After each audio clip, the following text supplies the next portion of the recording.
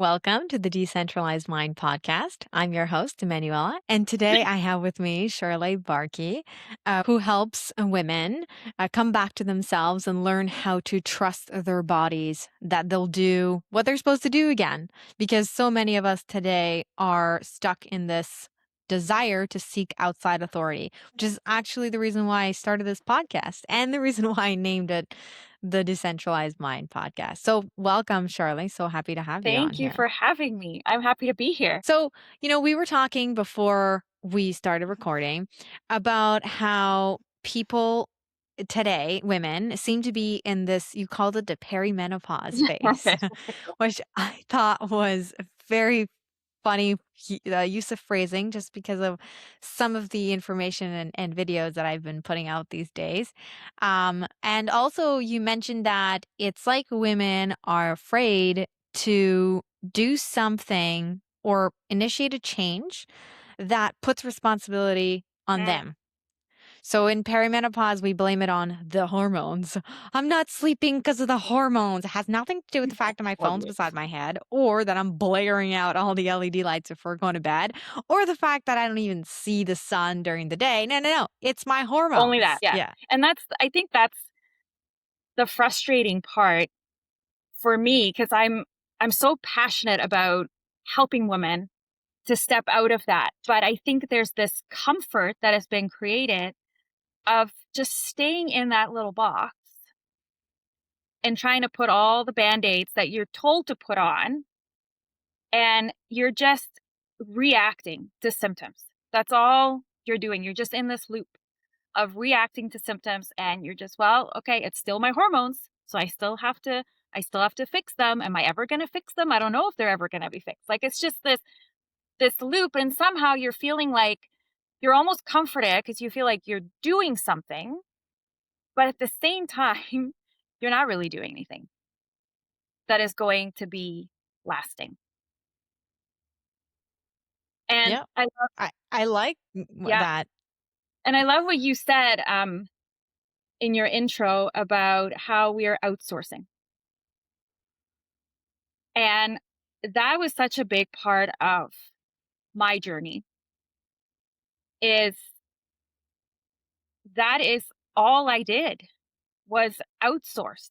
I was trying medication after medication. This one didn't work. Well, we'll try the next one. But I didn't slow down and just think for a second, okay, you know what? I have to quiet the noise and actually listen to what my body is saying, because our bodies are so intelligent. That's how they were created. But we don't take the time to just sit back and actually get to know our body because we're outsourcing everything. We don't go within anymore. Yep. One of my guests said something. She used a word that I really liked called, as she said, it's Yeah. embodiment. We lack embodiment, and this is the reason why we no longer know what our body is supposed to do. We don't trust our body's responses to when we're testing things out, and we're so disconnected with what's actually working for our body because we're no longer in a state of embodiment. 100%. And that's because a big part of that is because we're not in that state, we don't trust our bodies anymore. We don't trust it to do what it knows how to do, because for so long, all we've done is really what we've been told.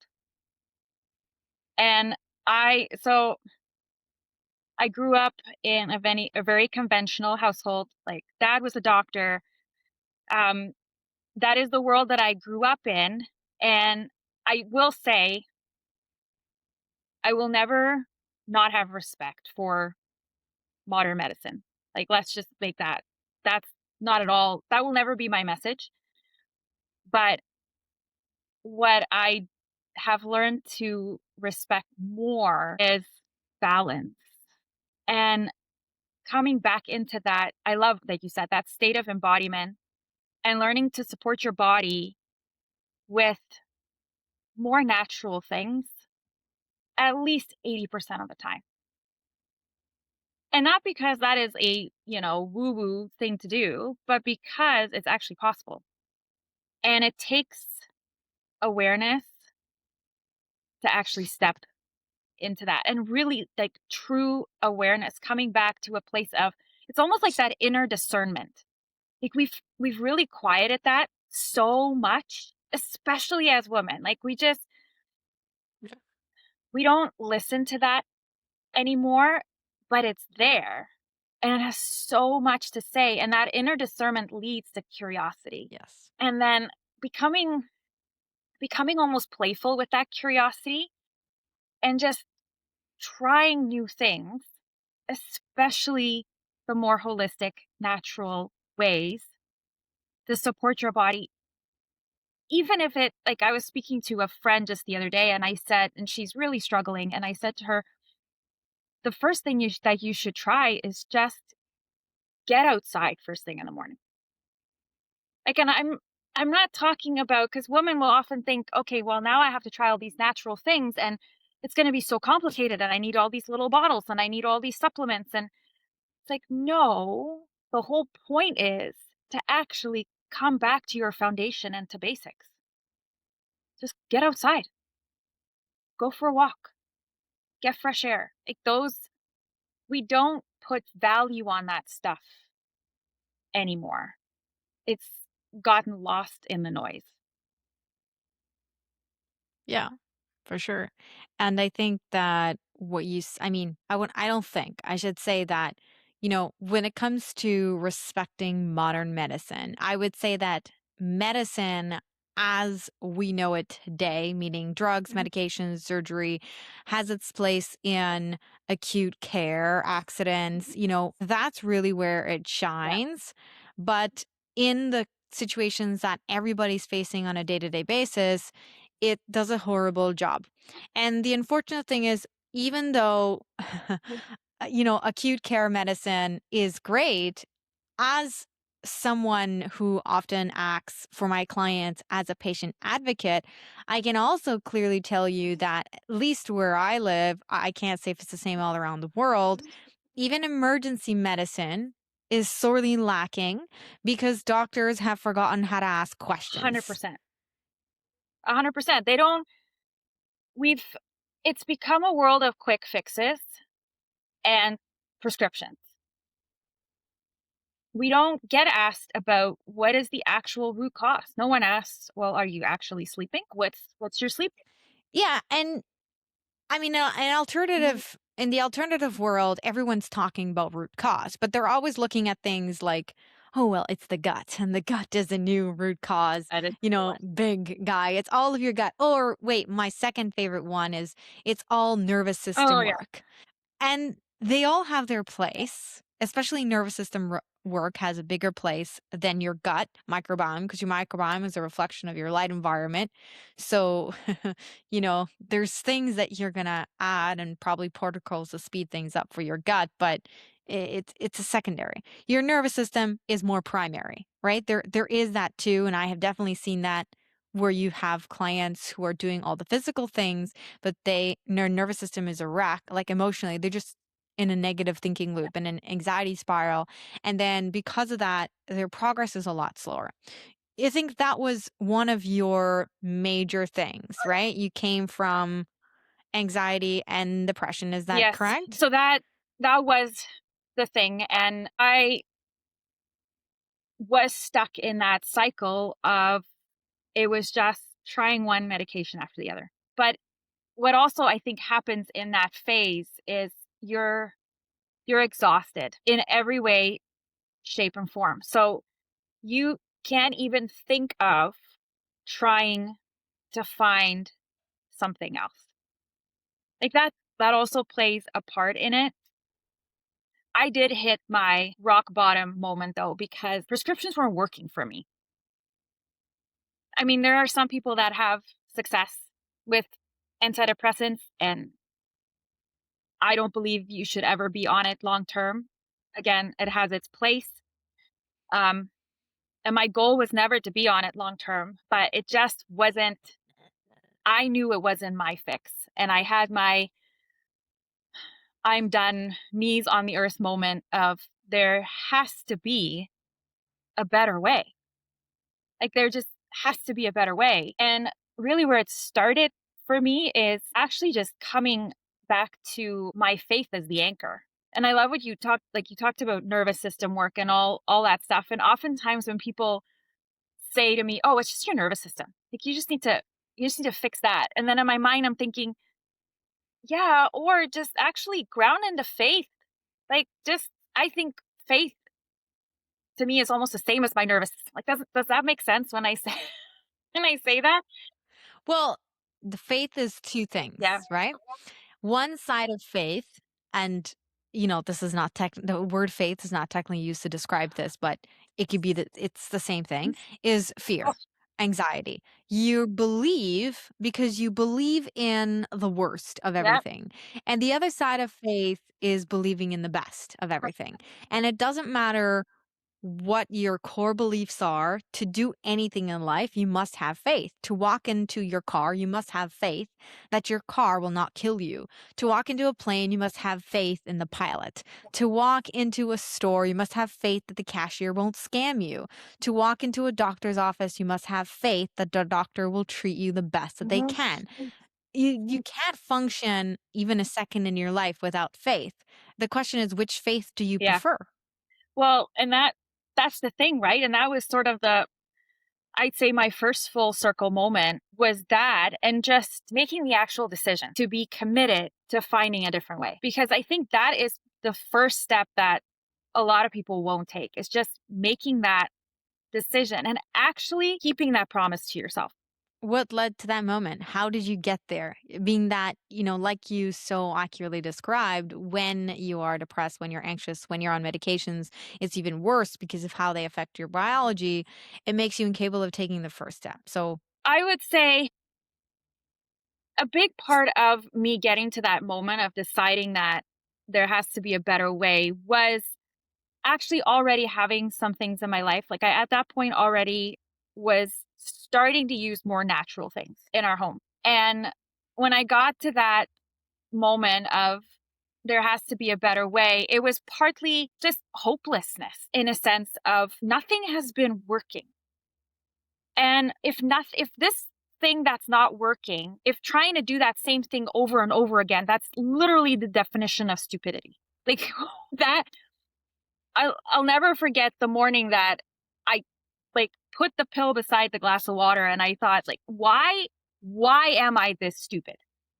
Like what has come well how have I come to this point and still think that this is going to change? I've been taking it every day and nothing is different. So why do the same thing over and over and over? I think that was one of the biggest realizations that I had to come to because it is a journey and we all have our own journeys that bring us to that, I'd say, point in our timeline where we're actually ready.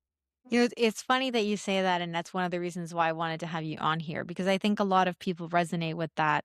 The point at which your life Yeah. turns, the point of which you're ready for Yes. change.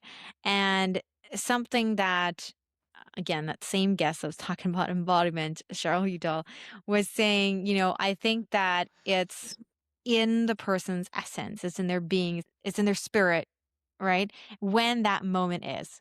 Because I think the reason why I like, you talking this, because for me, I didn't have that point. I was raised in an alternative minded household. When everybody now talking about gut and eating 40 different colors on their plate, which is ludicrous in another conversation. But I was there when I was 12, eating the 40 different Yeah. vegetables, eating the fiber, doing the plant based Yep. thing, eating the balanced meal, whatever, doing that and reading that and believing in that, the gut health, the variety, blah, blah, blah, until, it failed me in my Mhm. 20s. And maybe because of that, or maybe it's my spirit that's different, I never had a point in which I was like, I've had enough. I've always, every day, been like, well, there has to be more. This can't be it. I can't feel this way. I don't believe that this is what life is meant to be. So where's the rest? Let's find it. Exactly. And often when I talk to women, and I'm not like, I never disqualify anyone from working with me. That's not what I'm trying to say. However, I do believe that true success in your journey to finding change and finding real solutions, you do have to be at that point when you're ready for it. Otherwise, you're constantly going to be fighting it. You're constantly going to be wanting to go back to see if, oh, maybe that would have worked. Because the other part of this is that it's also not instant. And I think a lot of times, because we turn to conventional medicine and prescriptions and all of that stuff, is it can feel more of an instant fix. Like, I just talked to someone the other day that started her series of antidepressants, and she said, and within 2 days, I felt like a different person. And I thought to myself, yeah, like, for some people that can happen, but that's why I think a lot of people also don't want to take a different path, because it's not instant.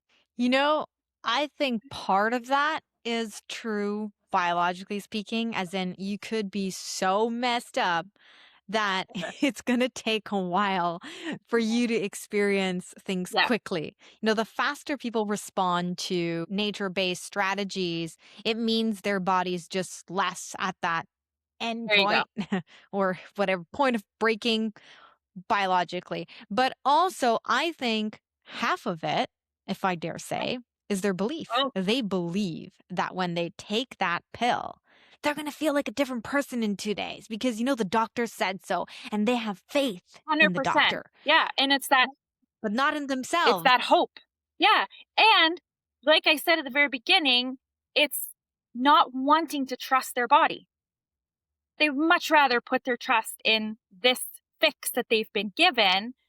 And the crazy part is that they do trust that more than actually trusting their body to do what it's supposed to do. And my journey with depression, I'd say, is not everybody's journey, because I became curious around my metabolic health, and I started doing a lot of research on that and how metabolic health can be linked to mental health. Now, I'm not saying that that's true for everybody. A lot of people can have actual, chemical imbalances, and Well, hold on, hold on. I'm going to cut you off there for a please second do. because while your metabolic health, and by metabolism, some people consider that to be like metabs, like breaking down, creation of energy, and all these Right. things, can for some people affect your mental Uh-huh. health. But in every situation, you have a mitochondrial dysfunction and like physical, and by physical I mean not like physicals in your body but in physics response, because mental health, dopamine, serotonin, oxytocin, GABA, norepinephrine, epinephrine, all of these things that constitute whether or not you are depressed and anxious, whether or not you're antisocial or not, are part of the biophysics Yeah. spectrum. So they all have a biophysics disorder. It's not a chemical imbalance because you can't add GABA or add dopamine. They've tried that and Yeah. failed and make the system work. So it's not a chemical imbalance, it's a physical from Yeah. physics imbalance where they're not able to create the dopamine. They're not able to keep it in the system. They're not able to run it through all of its Yeah. pathways, et cetera, et cetera. Exactly. Yeah. So, and I like that you talked about mitochondria, because a lot of what I then did at the time was things to support that, and to support my mitochondria, but also support my blood sugar and spikes, because I knew that that was an area of concern for me, because of the fact that I always had to have a granola bar in my purse. And like, I would literally feel like that clammy feeling and lightheaded, and my blood sugar spikes were all over the place. Now, ever since I started doing what I've been doing, I've not had that feeling. But for me, it was actually supporting that. And within a month and a half, I could feel a mental, emotional, physical difference. And it was not So, prescription. was your first step then being like, let's try to address my blood sugar spikes by supporting my metabolic function, my mitochondrial health? Then, by addressing your blood sugar, then you experience an improvement in mood basically a month and a half later. Is that 100%. And it was, and a lot, 'cause a lot of people will ask me, "Well, how did you know to even do that?" And it wasn't, I for me, it was like a divine moment. But I think it's when you as a person decide, like I said, you're at that point where you're ready and you actually come back within yourself. And yes, at that point, I was in that world. I was being exposed to those options, but I also actually started to listen and mm, was open to what was being said and not thinking, oh my goodness, that's whatever. That's crazy. That's never going to work for me. And instead going, wait a second. Like I said, that was sort of that divine spark in me that was like, wait a minute, could this be could this be part of it? And then stepping out in faith and giving it a try, because our all our bodies are unique. So it can be trial and error, but actually have the courage to try. it's all trial and error. I mean, it's about making the most educated trial and Yes. error, I would say, Yeah. right? But it's all trial and error because every single one of us is so unique that even the most foolproof things are going to be trial and error. Like, okay, everyone needs sunrise, but maybe you can get away with 15 minutes while the next person is going to need an hour and a Yeah. half. The only way to figure that out is to try. Exactly. And to find your way and the way that works for you. And I personally think that that should be a priority for everybody. It's sad to see, especially for women, how many just they like to be stuck in this cycle of just one band-aid after the other, but never actually, I don't want to say heal. I don't know what the right word is. Well, I mean, I think it's blame that they like, and it's not necessarily Because it's conscious. easier. We're just it's not even that. We're trained, even from children, to blame other things. I actually had witnessed someone telling my daughter, who, of course, I am not always easy on the words. If my daughter asks me, well, why is that person sick? And I will tell her it's because of the choices that they and their parents made, whether they knew they were making those choices or not. It is because of the choices that they made. And if you make good choices and I make good choices and you make good choices for your kids, then you'll have better Mhm. health. There's just no way around it. And so I witnessed her saying to somebody, um, of course, kids, right? Like no filter whatsoever. Oh, is, your friend, um, sick in the hospital because they weren't healthy? They like it. But the thing, I'm like, cringe. Okay, totally inappropriate. But the response hit me so hard that I heard, and that was no, you could do everything right and still end up that way. And I'm sorry, but I'm here to tell all of the listeners that that's wrong. It's your fault, whether you knew it No, or that's, not. yeah. It's your parents' fault. It's a decision, it's your responsibility. And if you don't take that responsibility, you also give up power. When you hold the responsibility to your doctor, it's his responsibility to fix you. The drugs will fix you. It's your gut's problem. It's the antibiotics you took as a kid. It's their fault. All of a sudden, you don't have No. control. And but that's the thing. As women, we have given up our power. We've outsourced it. And for some reason, we're okay with that. Even in school, you go to school and the teacher tells you to listen. You shouldn't question your Yeah. teacher. And you shouldn't stand up for yourselves, especially today. Maybe, 20, 30 years ago it was appropriate to punch someone in the face if they punched you. But today that's violence. And God forbid if you exhibit self defense. There's a difference between anger and Yeah. defense. But the ability to stand up for yourselves is important, and we're training it out of our kids. And especially as women, think about the moment you became a Mhm. mother. What was the first thing that you were told? I don't want to get into that. But like the first thing mothers are told, mothers to be, you're pregnant, you go to the doctor, and the doctor tells you have to be a good little Mhm. girl and you have to listen. Oh, yeah. Have to do everything that you're being told to protect your child because it's And what's best for them. but only you know what's best for your child and only you know what's best for you. Yes, exactly. So it's full circle back to that embodiment and that going back within and trusting, actually trusting yourself. Like women have lost trust in themselves. And So how'd you restore trust? How did you do it? it took time because building any kind of trust takes time. It's never instant. I had to go to a place of, okay, this is what I feel in my body is right for me. So I'm going to try it and see what happens. And over time, doing that and learning that I do know myself. What'd you do? What did I do? Yeah. Walk us Oh through my it. goodness. It so took a lot of silence. Silence is so important, but I think most of us are afraid of it because the world is so noisy. Noise is comforting because sometimes actually listening to our own thoughts, we don't want to do that.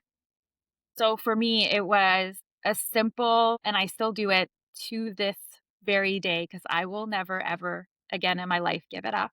It's a simple 10 to 15 minutes of complete silence in the morning. And I actually have a journal with me because what I found is there's a lot of things that come up in those 10 to 15 minutes. And sometimes it can be very telling. It's sometimes super surprising. Like, why the heck am I even thinking that that's a possibility? Just it's actually giving yourself the time to disconnect and to reconnect with you. For me, it was rebuilding a relationship with myself. So it's really interesting that you say that about the silence, because I think you just helped me figure out why I think the way I do. I grew up with a lot of Yeah, silence. Nobody listened to music. There was no TV.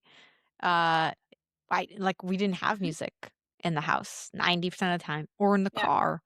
Didn't have anything to play with that made noise. My parents were like, whatever Steiner Montessori style old school toys. So even faceless dolls, that's very Steiner. You don't put the faces on the dolls so you can pretend whatever expression yeah, they were.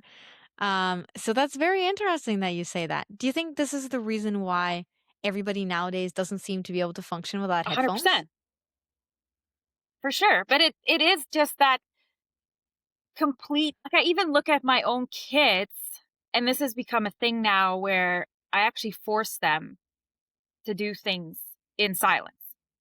Because I look at them like they always are constantly have music on or they have an earphone in and I think it's a skill that everyone must learn, and that is to sit in silence. And so for me, my faith is connected into that. And I also believe that that's how I can actually listen to God. And if he has something that needs to come in, that's the only way it's going to happen.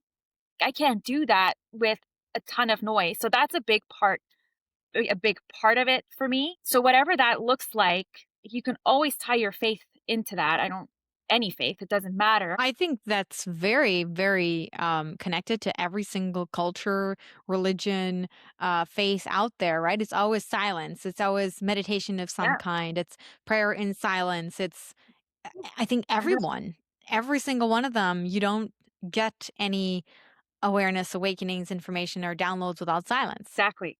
And that was something that because I actually grew up seeing that. I had a grandma that would every morning, that's what she would do. Even my mom did that. And for a short period in my early 20s, I did make that a priority. But then life happens and it kind of gets away from you. But I remembered how healing that was. And I started implementing it again at a much more intentional level. And even when people talk to me about nervous system regulation, and I will often say to them, just like, can you start with 10 minutes of silence? Can you actually just like humor me and just try it? What do you say to, people who really are very anxious and then when they sit in 10 minutes of silence, they have very crazy thoughts. Did you do anything to try and quiet those thoughts intentionally so they didn't totally freak you Yeah. out? So this might sound a little bit out there, but frankincense.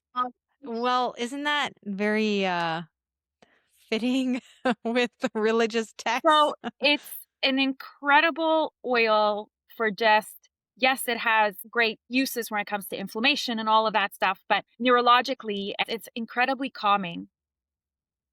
And it is one of the oils that actually will cross. So if you breathe it in, it actually crosses the blood brain barrier. Well, everything that you snort in crosses the blood-brain barrier. You don't have a blood-brain barrier in your There nose or you your go. ears. So frankincense specifically, my brain loves it. And again, everyone is different when it comes to oils. Like you kind of build a relationship with oils as well. Like they interact with your body in different ways. So frankincense, just my brain loves it. That was one of the biggest tools that I started using and that I tell people to use to quiet the mind, to help quiet the mind. Because another thing that happens is when you're breathing something in, you tend to now focus on that scent. So did you cup your hands? Did you put it on your hands and cup your hands? Yeah. Is that what you did for the whole time? No, I'd say I would do at least 10 breaths, 10 deep breaths in and out. Scents are very interesting to what you said about, essentials or scents of any kind, is that I'm sure everyone listening has at one point sniffed something and it brought back a very visceral memory. And this is why they say that, smelling things, it helps you study. You memorize things faster if you associate different scents with different things that you're memorizing. Um, because we're meant to bring all our senses together, but I know that, when we've talked about essential oils and scents, there are some that I just Mhm. don't like and some that other people like because smell is a very personal thing. I do think there are some general ones, like if you don't like the smell of frankincense that much, maybe you just have a really bad quality frankincense. Yes. And I've had that happen. I've had people come to me and even something as simple as lavender. Like I've had people come to me that they would say, "Oh, I hate lavender." And then I get them to smell what I have and then they go, "Well, this is completely different compared to what they've smelled before." Yeah, and especially with expensive oils, I think it's more likely. And I've said this. I did a because frankincense was really important for me in restoring my hair, and preventing hair loss. And when I did was looking through all the bottles of frankincense that I had, because I had like 3 or 4, most of them actually were mixed in Mhm. alcohol or terpenes or something like that because it's just an expensive oil. So that's going to seriously affect your Yeah. sense. But moving on from that, that's a very, very interesting technique that I'm definitely going to suggest, I should say, to other people because I hear that a lot. Like, I just can't be still with my Mhm. mind. It ruins vacations for Yes. people. Yes, it does because they can't slow down. I think that's a skill that our ancestors maybe used to have it, but we've completely lost it, and especially our kids, and I think it's just getting worse and worse, and there's so much value in it because it, to me, restores your relationship with yourself. It has restored my relationship with God. And it has restored my relationship with my body just in actually being able to listen to it and say, okay, what am I feeling? Where do I need support today?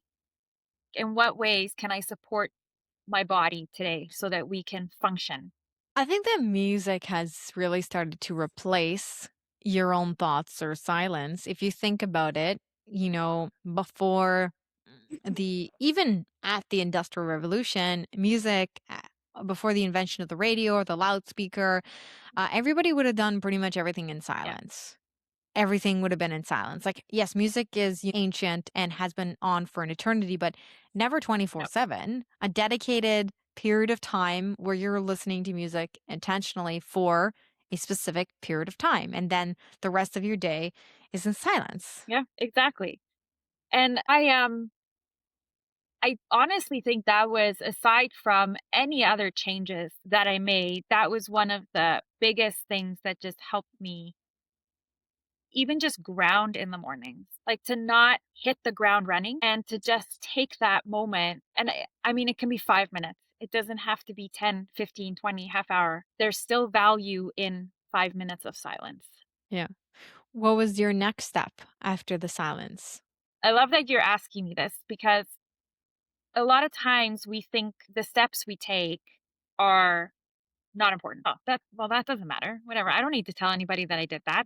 That didn't play a role. But it actually does. All the little things play a big part. Another thing that I did was I really tried to increase my awareness. Now, this came out of that silence because that already increases awareness, but also staying in that state of awareness throughout my day. Because a lot of what I used to do was just autopilot and not even giving things a lot of thought. And that's not living. So for me, the next step I did was staying in that state of awareness and tying it back to the trust that I was building in myself. And then awareness would lead to intention. Because I think when you're hyper aware of the things that you're doing throughout your day, you actually become more intentional about those things and you start to learn. So, my awareness created all of this education about myself because I'd start to learn that just being aware of little things, like I would realize I was moving at a really fast pace in the mornings, like trying to just go really quickly. And I learned that that actually threw me off kilter for my entire day. Just little things like that, becoming more aware of, okay, you know what? I'm just going to move at a slower pace. We often get stuck in this place of, I don't have time. I don't have time. But I also learned that when we say that we do have time, we will have time. It's this crazy phenomenon that happens. And when I talk to women about moving slower into their day, they'll say to me, I don't have time. I don't have time to move slower into my day. I have to go, go, go, go, go. And I'd say to them, well, just for one day, I want you to wake up in the morning, do your 5-10 minutes of silence without thinking like you don't have time for it. Just do it. And I want you to think in those 5 to 10 minutes of silence, I want you to also think, I have more than enough time for this. And they'll oftentimes come back to me and say, you won't believe it, but for some reason, I didn't run out of time in my morning. And it's this crazy thing that happens. Like, yeah, I know, because you stopped thinking that you didn't have time. And having a slower perception of time is actually often reflected by an increase in health. Because you know how kids feel like it takes, 10 years to get to the next Christmas, Yes. right? And as adults, it's like, Like, oh, it was just happened. It's not how coming is it again. Christmas again? Ye- What is it? And one of the biological reasons for that has to do with your water content and how fast your clocks actually run. So as we age, our clocks are running too fast. And I don't mean this in a literal sense. There are literal ways in which things are Mhm. speeding up, but you will achieve a slowing down in time as you begin to set your clocks to the right time, or you know, practices like silence, where now you are creating Yeah. relaxation, time for water to be made in your body, time for your time to slow down. You are literally slowing down the clock. See? And it's just, it all, that's the part that I want to scream from the rooftops is this is not complicated. Like, you don't need 1,000 hormone patches or prescriptions. You don't need a 12-step protocol to get into that state. It just takes commitment and intention. Yeah, everyone talks about simplicity as far as, their house or their Yes. space, but we don't talk about simplicity as far as your health routine, because it's always like, well, we're deficient in this, that. So let's just, spend $300-400 a month on supplements, or bioidentical hormones. But the answer's a lot simpler. At the same time, there's the other side of the coin, who are people who say, well, it can't be that easy. Yes, But don't confuse simple with easy. exactly. And I will never ever say that my journey was easy, but it was worth it. Like, it was so worth it to go back to basics. Going back to basics doesn't mean it's easy. For some, it can actually be a lot harder to do that because you're expecting that you have to do more in order to get the outcome that you want. So it can be very hard to step back and do less to a certain extent and still trust that you will have the desired. So, was this awareness that followed your silence routine every morning that allowed you to then explore any other health routines that you tacked on top of Yeah. that? Yeah, And 100%. and when did you put that pill down that you were taking in the morning? Was it before or after the silence? It was after. Oh, see, that's a good Yeah. one. That's an important No, it one. is because I was still taking it because I was still needing something at that point. But the silence did lead to my I'm done moment of okay, we don't need it anymore. So without the silence and awareness, you would have never come to the realization that the pill that you were taking every day wasn't doing anything and been able to take the action, right? I think sometimes we realize in the back of our heads, but it's not conscious and it doesn't lead to Yeah, action. no, I think without the silence and the awareness and just staying in that autopilot, I would have stayed in my I call it my loop of okay, well this one isn't working. Next. Okay, well this one isn't working. Next. I think I would have stayed in that loop until maybe I would have found one that helped marginally. I don't If it if it existed, existed. right? Because Yeah. I mean, my theory on the reason why people who take these kind of mind altering medications and they help them momentarily, they have a much harder time reaching their rock bottom because the medication physically prevents you from both achieving happiness and hitting rock bottom. Closes the doors to heaven and Yeah, hell. and I love that you said that because I've said this before and people think it's maybe a little polarizing or a little out there, but I believe that in order to create real change in your life, rock bottom's important. Like I needed my rock bottom to climb out. That was Yeah. part of that was an essential part of my journey. So what happened after that?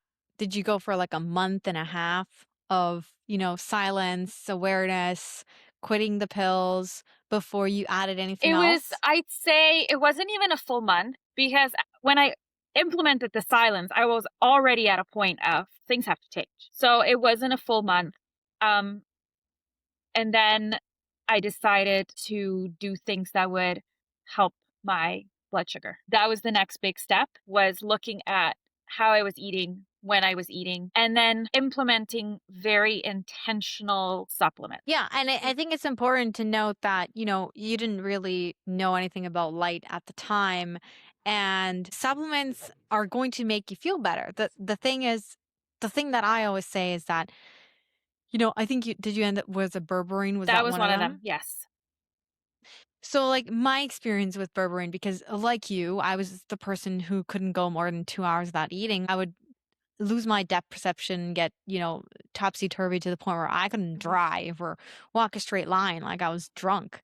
And, I became dependent on these supplements. So I say I had berberine and inositol, and I had to, space my meals in a certain way. I couldn't eat too often or things would get worse, et cetera, et cetera. But I couldn't stray off of that. If I had one day where for whatever reason I missed lunch, or if I had, I don't know, too much of something that I had to, like, I couldn't function Mhm. anymore. And whereas sometimes, you need supplements temporarily, it's important to remember that that berberine has the same effect as you changing your light bulbs or getting in a cold There you go. plunge. Yeah. No, and it's so even though I literally sell supplements for a living, I will never say to someone, you're going to have to take this for the rest of your life because I also don't believe that. I believe, and I think this is what happened for me because I don't actually take the berberine anymore. Why? Because I learned how to support my body. I Yeah. still take other things, but I also take breaks from them. Like it's not this Yeah, continual, that's yeah. very common. Yeah, very common. Many people recommend that. Um, I'm of the mind where if you're going to use supplements, then use them, then finish them, as long as you know exactly what steps it takes. That way you're not going to need to cycle back on them, period, unless you have a reoccurrent, Yep. situation that came in, like you have a major life event, emotional, psychological, Yep. physical, whatever. You get into a car accident, like something all of a sudden forces you to revisit previous systems that you needed to get where you need Right. to go. Um, And I think they're wonderful tools when your body needs that extra support, especially if you're coming out of just like I was at that point. Like my body especially needed support as I was really getting rid of a lot of other things out of the body. It has a time and a place, and it played a big role in my journey. And, when you take supplements and you massively change your diet, what you're essentially doing is you're changing a portion of your environment, right? Your internal Yeah. environment. You're changing it. And a quote that I really like is, you can't heal in the place that you got sick. And that's why you change your internal environment and then you experience the benefit. The same thing as many people experience when they change their external environment. Like someone has a major break and then they say, screw it, and they move to Thailand Yeah. and they change their environment. So you kind of really help trigger healing that Exactly. way. And I think it's a beautiful tool to use in that way. I also say that, as someone who advocates for doTERRA essential oils, I wouldn't put essential oils in the supplement Nope, category. I agree. Yeah. I think that's very different. Even herbs, I would put herbs in the supplement category because herbs are like medicine Mhm. in that sense where they're meant to be used for a short period of time, acutely to get you over a hump, and then you stop. Um, for the most part, unless they're like teas or foods or something that you are like, if it's like a pill, tincture, or something that you're taking on a regular basis, then there's a system you have to Yes. fix. Whether you can or can't fix it, that's a different Yeah. conversation. But I think scents are different. I think they physically activate parts of your nervous system. Also, they can be used for so many things like cleaning or hair, growing back your hair. Exactly. Well, That and was that's huge. I'd say the bigger conversation when I help women to bring their bodies into a more holistic state. I always say like I do recommend the supplements, but then the essential oils become the bigger conversation because I always tell them these are like, to me, they're the little soldiers in my home. And they're these beautiful tools that I can use on a continual basis. My body loves them. And since the moment they came into my home, they worked. And like I said, they're tools that you can reach for and they're always there. Yeah, like no matter how good everything is, even if you live in the best place in the world, environmentally speaking, you eat perfectly aligned with what you're doing, you live your life outdoors. At some point, if you're living, you're going to cut yourself, scrape yourself, gash yourself, get bitten by a scorpion, whatever it is. And I just find that essential oils make using natural therapies more Way convenient. more. And I always say my home runs on essential oils, and people kinda look at me and go, "How is that even possible?" It's because my home literally runs on essential oils. I clean with them. They're always diffusing. They are, to your point, they are our first aid kit. Like, I always say have lavender. Lavender is your first aid oil. You can put it on burns, scrapes, but then again, it also helps with sleep. They have so many beautiful uses. And I think for women specifically, there's the internal things that supplements can help with, but it's your environment and the purity of that environment. And no, it's never going to be 100% pure. I mean, we live in the world that we live in, but oils can play such a beautiful role in creating that environment. And I can just tell so I've had oils in my home now for almost 5 years, and my boys, their health has completely changed. People look at me like I'm crazy when I say that, but it's 100% the truth. And it's nice to have them in convenient forums. Like while technically, let's just say, you scrape yourself and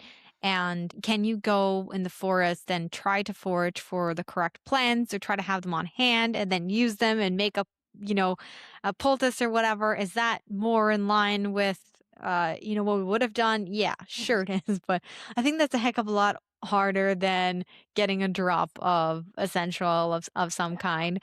And, really interesting that nature isn't researched. It will never be part of a randomized controlled No. clinical trial.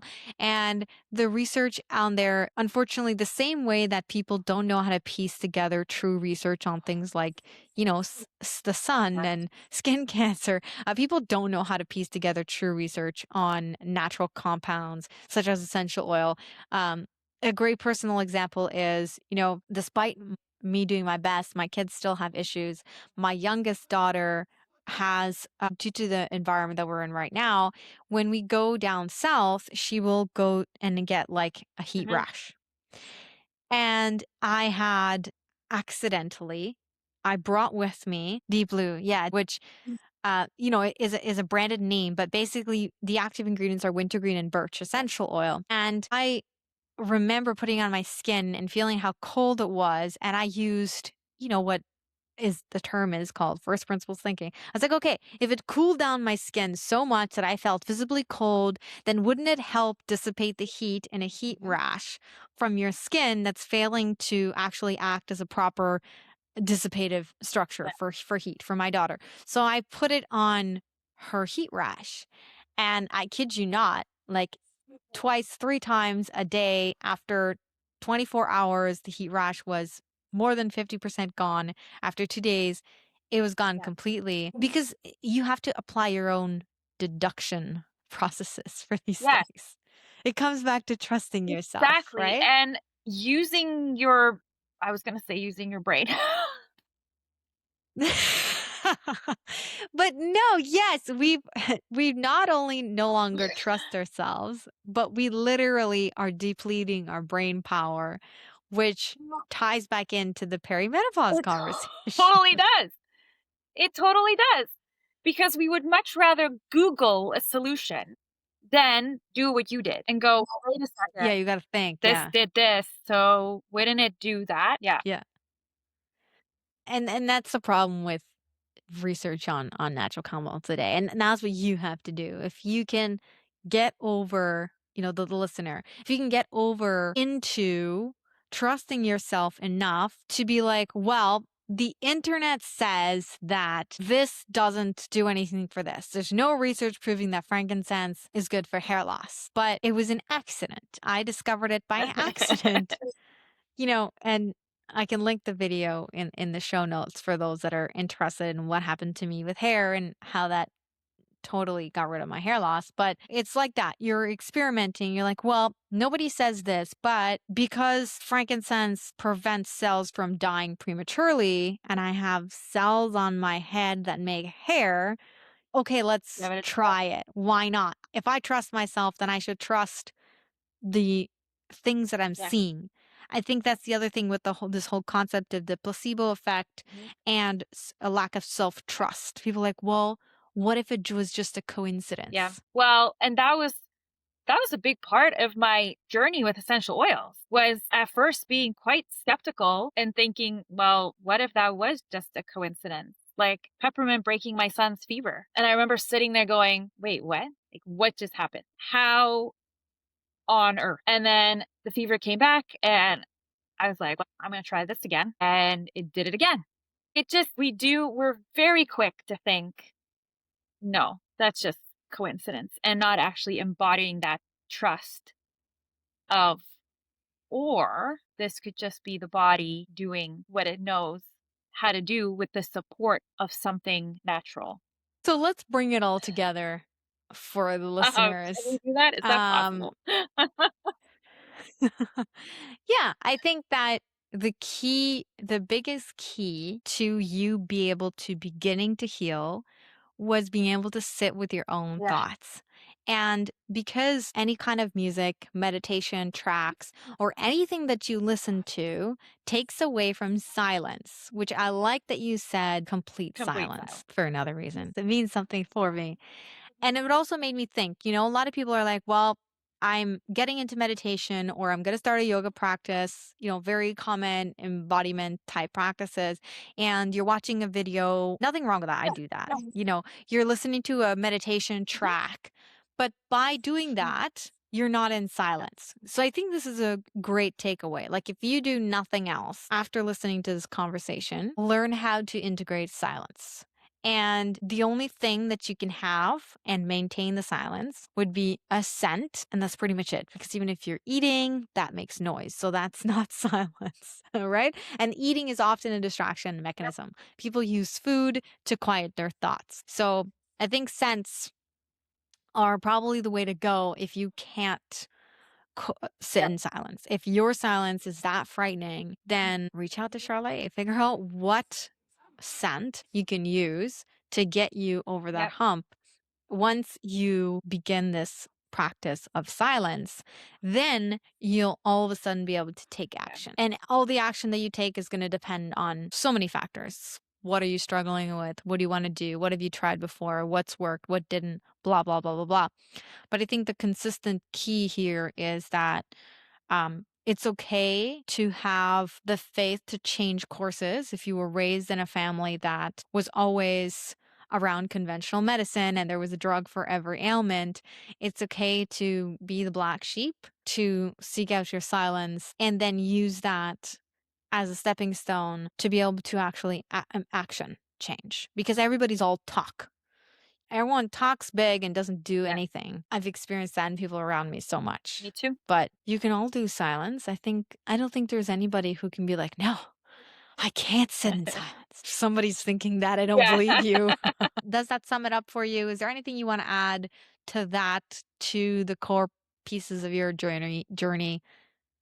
No, I love that you brought it back to that. I think silence is a beautiful place to start. And then if the time allows, you then go into a guided meditation, which I have done that as well. They pair beautifully together because it keeps you in that state just a little bit longer. I will say just be open to seeing where that silence leads. Just be open to that because it's going to lead to more awareness, more curiosity, just because you're actually allowing those things to come in and you're allowing yourself to sit with the options that are out there.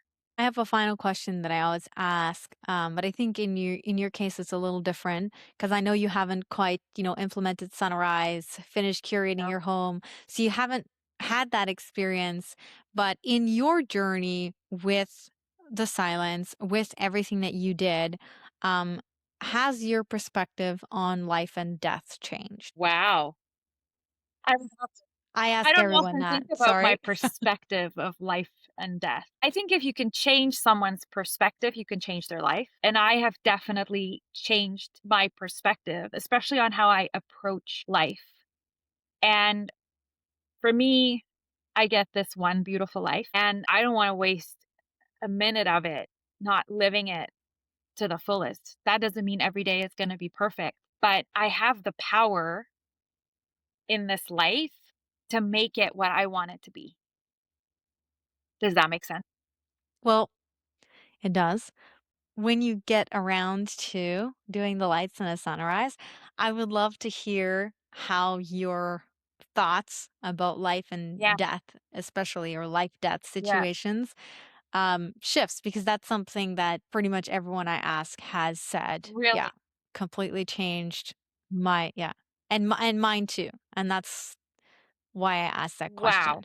Yeah, no, so I do the morning sunlight as many mornings as I can. Doesn't happen every morning, but no, the environment of my home has not the lighting and things have not changed. That is fascinating. It is. It's very fascinating, and it's something that I'm exploring as I talk to more and more Yeah. people and exploring with my own self. Really quickly to wrap it up, can you maybe share the best places that people can find you online? Yeah, so best place to find me would be right now would be Instagram. My handle is curated by Charlé, and I have all my links in there. Best place to message me is there. I'm quick to respond, and there is no better time than now to bring some essential oils into your life. Yeah. Yeah. Well, thank you so much for Well, being thank here, you for having me. and thank you to all the listeners for listening. And we'll catch you on the next one.